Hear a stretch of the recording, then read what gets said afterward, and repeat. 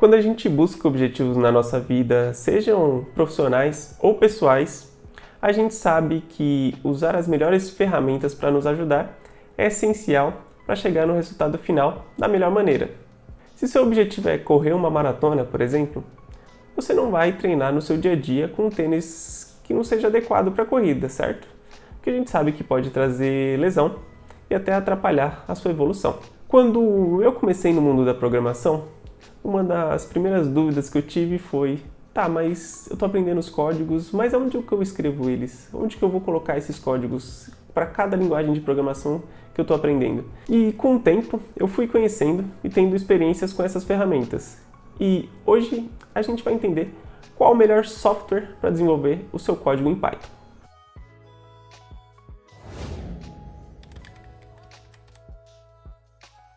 E com o que vamos falar aqui hoje, você vai aprender o que é uma ideia, vai conhecer os mais famosos softwares de desenvolvimento em Python e entender qual deles se encaixa mais na sua necessidade, considerando os pontos positivos e negativos dos programas mais usados para a criação de scripts.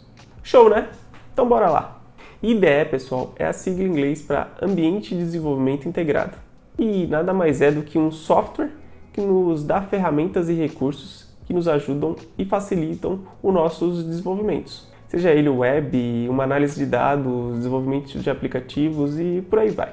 As IDEs deixam os desenvolvimentos dos nossos códigos mais eficientes e nos dão um ambiente centralizado, onde a gente pode escrever, testar e gerenciar o código-fonte dos nossos projetos. Hoje nós vamos focar nas ideias do Python, mas é importante saber, pessoal, que as ideias são usadas em diversas linguagens de programação, como o Visual Studio, que é a ideia utilizada para desenvolvimento em C# e outras linguagens da Microsoft, e o Eclipse, para desenvolvimentos em Java e C++.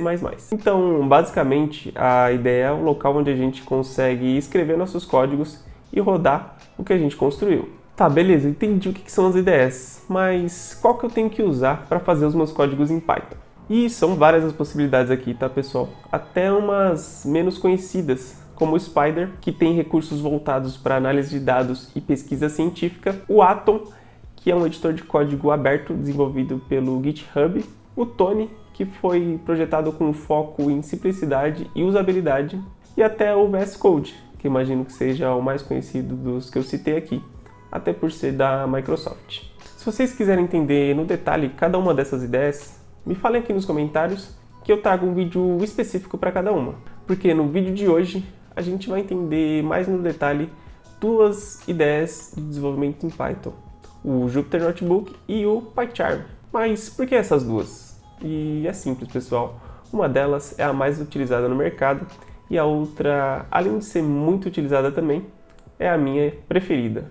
Então fica comigo para descobrir qual é qual e tirar suas próprias conclusões sobre qual escolher, baseado, claro, na sua necessidade. E a gente começa pelo PyCharm, que é uma ideia lançada em 2010 pela empresa JetBrains, que foi projetada especificamente para Python. Ela é bem robusta e oferece diversos recursos que facilitam a nossa vida na hora de desenvolver, que é sempre bom, né, pessoal? Quanto mais fácil, melhor. Como pontos positivos do PyCharm, a gente pode citar o editor de código inteligente, que nos traz sugestões de código e dicas que nos ajudam no processo de criação dos nossos scripts, a possibilidade de integração com ferramentas de controle de versão, a análise estática de códigos, que é quando a ferramenta pode detectar os erros no código antes mesmo da gente executar, o que nos ajuda a melhorar a qualidade do nosso código, além da integração com os mais populares frameworks e bibliotecas. Como pontos negativos, digamos que o PyCharm é um pouco pesado em termos de consumo de recursos, o que pode ser um problema para sistemas mais antigos ou com configurações limitadas.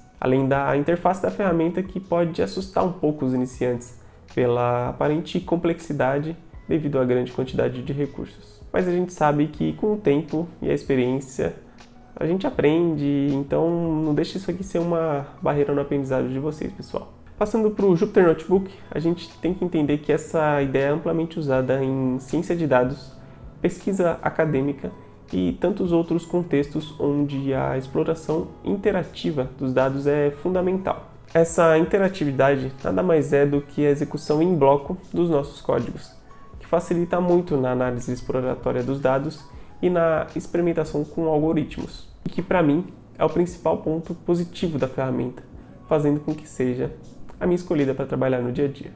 Assim como o PyCharm, o Jupyter oferece integração com os mais populares frameworks e bibliotecas e, apesar de estarmos focando em Python aqui nesse vídeo, o Jupyter suporta várias linguagens de programação, como o R, por exemplo. Essa ideia também nos permite exibir gráficos e visualizações, usando bibliotecas populares como Matplotlib. Como pontos negativos, a gente pode citar um ambiente não linear, que pode ser um pouco confuso para desenvolvedores, principalmente para quem está acostumado com o fluxo de trabalho mais linear e uma ideia tradicional, além da dependência de um navegador web. E sim, é isso mesmo, você precisa de um navegador para interagir com os seus scripts, porque a gente sabe que pode limitar ali um pouco o desenvolvimento quando a gente precisa trabalhar offline, por exemplo. Bom, pessoal, acho que deu para perceber que a escolha de uma ideia ideal para criar seus projetos em Python passa até por uma preferência pessoal, que cada um de nós vai ter ali suas razões para escolher qual vai utilizar no seu dia a dia. E claro que a gente pode ir experimentando as diferentes ideias, eu citei algumas aqui, para a gente entender qual que é a melhor para ajudar a gente no que precisamos para aquele momento. A gente tem ideia mais voltada para dados, outras mais para desenvolvimento, mas eu acredito que tanto o PyCharm quanto o Jupyter Notebook, que foram as duas que a gente entrou mais no detalhe aqui hoje, vão atender às suas necessidades do dia a dia, seja no trabalho, na faculdade ou até em projetos pessoais. Se vocês gostaram do tema do vídeo de hoje e querem entender mais no detalhe o funcionamento e até a instalação das ideias que a gente falou aqui hoje, deixa aqui nos comentários. Um grande abraço e até a próxima!